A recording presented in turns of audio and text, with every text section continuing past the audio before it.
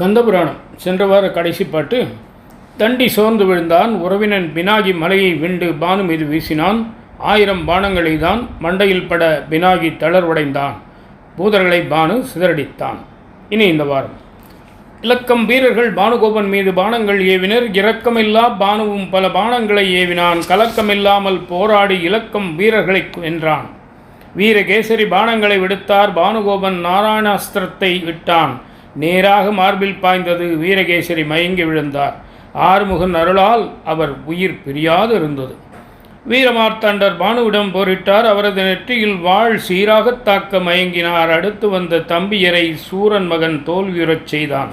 வெற்றி ஆரவாரம் செய்தான். பானுகோபன் தேவரிடம் வந்தான். தேவர் கந்தனை தியானித்தார். காணும் வகையில் வில்லை எடுத்து தேவரை விடச் சொன்னார். நானொலி எழுப்பினார் வீரவாகு. அவனும் நானொலி எழுப்பினான். இருவருக்கும் யுத்தம் நடந்தது. பானமழை பொழிந்தனர். செருவொலி கேட்ட அசுரரும் தேவரும் சிதறி ஓடினர். உருளும் பானு தேரை தேவர் விரைந்து அழித்தார்.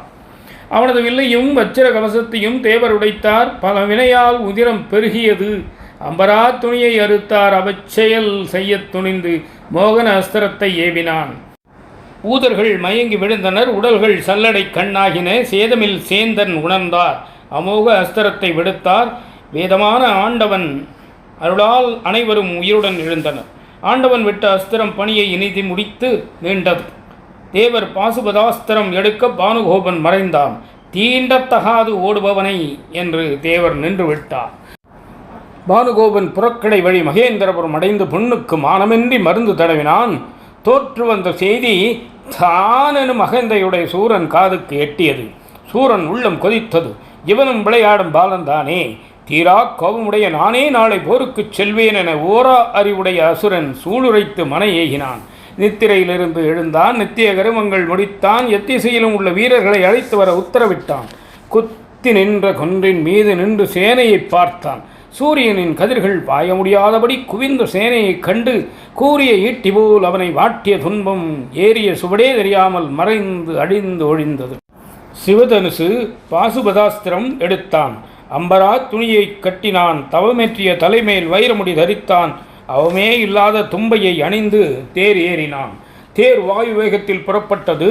அசுரர் அமைச்சர்கள் சேனைகள் வேர்போல் தொடர்ந்தன. அதிசூரனும் அசுரேந்திரனும் போர்க்கோலம் மேற்கொண்டு வாயிலில் நின்றனர். நீங்கள் தலைமை போனுங்கள். ஆணையிட்ட அசுரத் தலைவன் படையுடன் சென்றபோது யானையொத்த ஆதிசேஷன் நெளிந்தான். நாகங்கள் கஜங்கள் நடுங்கின. ஏனைய ஒலிகள் திசைகளை கிழித்து எங்கும் பரவியது. இந்திரன் கந்தனிடம் ஓடி, தேவரீர், சூரன் வருகிறான். சந்ததமும் அருள் பாலிக்கும் தாங்கள் காக்க வேண்டும் சொந்த உரிமையுடன் கூறினான். அஞ்சற்க என்றார் குமரன்.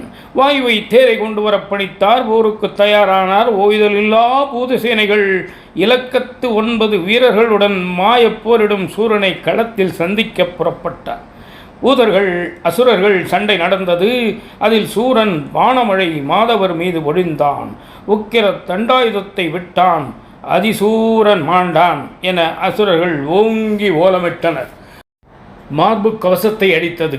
அவன் உயிர் போகவில்லை. ஆர்த்தெழுந்த அதிசூரன் உக்கிரன் மீது 1000 பானங்களை வெடித்தான். சேர்ந்து விழுந்த பானங்களால் அவன் உதிரம் கொட்டியது. உக்கிரன் மலையை எறிந்தான்.